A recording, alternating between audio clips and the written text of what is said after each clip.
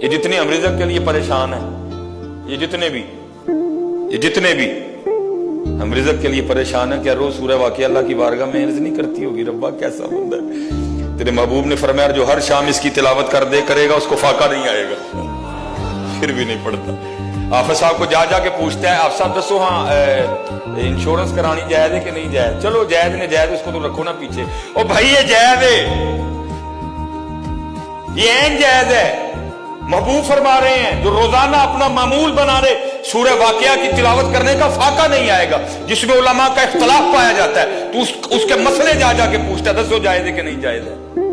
یہ قرآن، یہ اللہ کا کلام، یہ محبوب علیہ السلام کے قلب مبارک پہ اتری،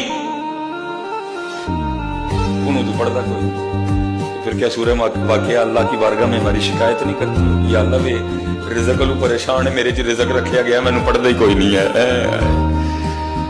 عمل کی طرف آؤ یار، میرے لیے بھی دعا کریں، اللہ مجھے بھی عمل والا، اللہ مجھے بھی کردار والا بنا۔